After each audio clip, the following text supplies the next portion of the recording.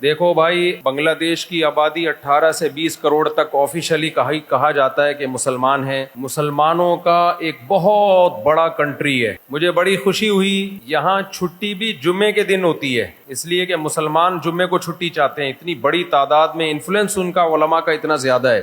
یہ ہلکی بات نہیں ہے کہ اسلام کے رشتے کی بیس پہ اللہ نے ہم کو ایک جان بنایا ہوا ہے۔ اگر اس پروگرام میں آپ کسی گلوکار کو بلاتے، ایکٹریس کو بلاتے، تو شاید یہ محبت کے جذبات دیکھنے کو نہ ملتے۔ میں تو علماء کی جوتیوں کی خاک کے برابر بھی نہیں ہوں، لیکن ایک نسبت ہے، تو آج اس نسبت کی محبت آج ماشاءاللہ نظر آ رہی ہے۔ یہاں جتنے علماء بیٹھے ہوئے ہیں، میں ان سب سے بہت معافی چاہتا ہوں، میں ان کے مقام اور مرتبے کا نہیں ہوں، مجھے تو سوشل میڈیا نے مشہور کر دیا۔ باقی آپ کے ملک میں بہت بڑے بڑے علماء ہیں، بہت بڑے بڑے۔ مفتی عبدالسلام چاٹگامی رحمہ اللہ تعالی، کل ہم ملاقات کر کے آئے ہیں پرسوں حضرت مفتی شہید اللہ صاحب سے۔ ان کے علاوہ بھی بنگلہ دیش علماء طلباء کی سرزمین ہے، اور یہ خوب سمجھ لیں، حضرت حکیم اختر صاحب رحمہ اللہ تعالی ایک بات بیان کیا کرتے تھے۔ وہ لوگوں سے پوچھتے تھے کہ بتاؤ ٹماٹر کس کے پاس سے ملے گا؟ لوگ کہتے تھے ٹماٹر والے کے پاس سے۔ ایسا ہی ہے نا؟ سائیکل پہ جو پنچر لگاتا ہے اس کے پاس اگر آپ ٹماٹر لینے کے لیے چلے جاؤ تو ٹماٹر ملے گا؟ چماٹا ملے گا وہاں پہ آپ کو۔ ایسا ہی ہے نا؟ علاج انجینئر کے پاس ملے گا، انجینئروں کے پاس، یا ڈاکٹروں کے پاس بیماری کا علاج؟ آپ اپنی گاڑی لے کر گئے کسی میکینک کے پاس، گاڑی خراب ہو گئی تھی، میکینک نے وہ گاڑی ٹھیک کر دی، آپ بڑے خوش ہوئے۔ کل آپ کا گردہ خراب ہوا، آپ اسی میکینک کے پاس پہنچ گئے کہ میرا گردہ بھی ٹھیک کر دے۔ میکینک کہے گا بھائی میں نے گاڑی ٹھیک کی ہے، آپ کہو یار جو بندہ گاڑی ٹھیک کر سکتا ہے وہ میرا گردے کا پنچر بھی لگا سکتا ہے، گاڑی میرا گردہ بھی ٹھیک کر سکتا ہے۔ ایسی باتیں اگر آپ کرو گے تو واجب الچماٹ ہوگے کہ نہیں ہوگے؟ اردو میں چماٹ کا مطلب تو پتہ ہے نا، چماٹا۔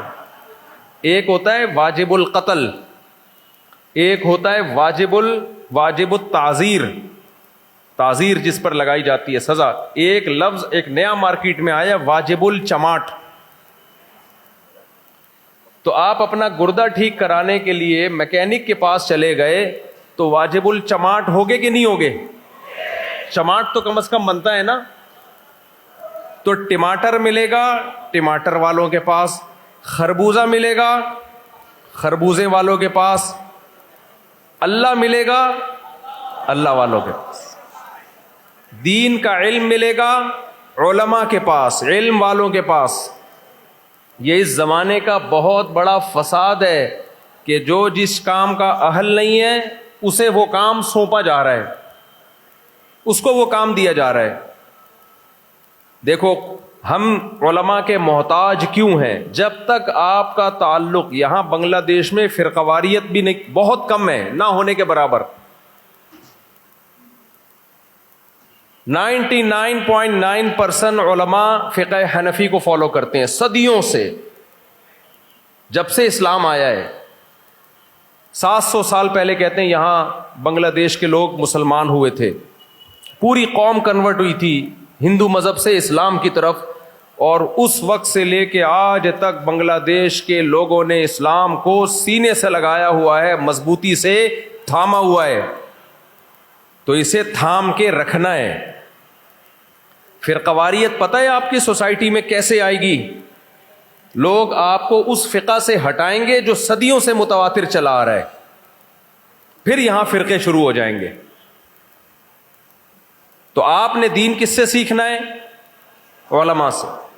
علماء میں گمراہ بھی ہوتے ہیں، کیا ڈاکٹروں میں گمراہ نہیں ہوتے؟ میکینک کیا 2 نمبر نہیں ہوتے؟ تو یہ تو نہیں ہے کہ آپ کی گاڑی تھی میکینک نے خراب کر دی، یا آپ کا گردہ ایک ڈاکٹر نے خراب کر دیا، دوسرے گردے کے لیے آپ کسی پلمبر کے پاس جا رہے ہو۔ کہ کیونکہ ڈاکٹر خراب ہو گئے ہیں لہذا میں اب گردوں کا کام کس سے کرواؤں گا؟ پلمبروں سے. واجب الچماٹ ہوگے کہ نہیں ہوگے؟ بھائی ایک ڈاکٹر اگر 2 نمبر ہے تو علاج کے لیے دوسرے ڈاکٹر کے پاس ہی ہم جائیں گے. یہ نہیں ہوگا کہ ایک ڈاکٹر خراب ہے تو اب چونکہ ڈاکٹر خراب ہو گئے ہیں لہذا گردوں کا علاج ہم کس سے کروائیں؟ میکینک سے. میں سمجھا پا رہا ہوں اپنی بات؟ اچھا علماء کہتے کس کو ہیں؟ اس کو خوب اچھی طرح سمجھیں. علماء کسے کہتے ہیں؟ قرآن نے ہمیں بتایا کہ علماء کسے کہتے ہیں.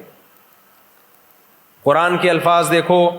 اللہ فرماتے ہیں هو الذی بعث فی الامیین رسولا منہم یتلو علیہم آیاتہ ویزکیہم ویعلمہم الکتاب والحکمہ.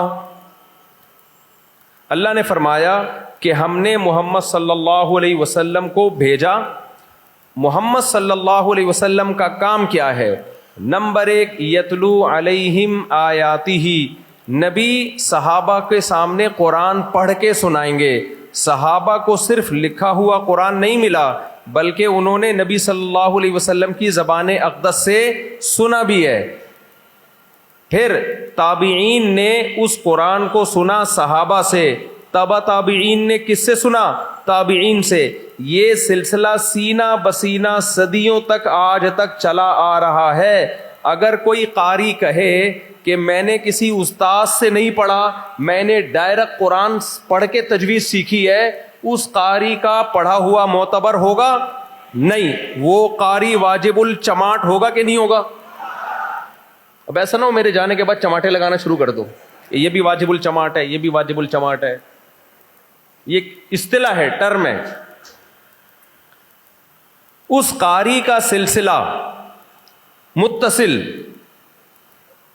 نبی صلی اللہ علیہ وسلم تک پہنچنا ضروری ہے.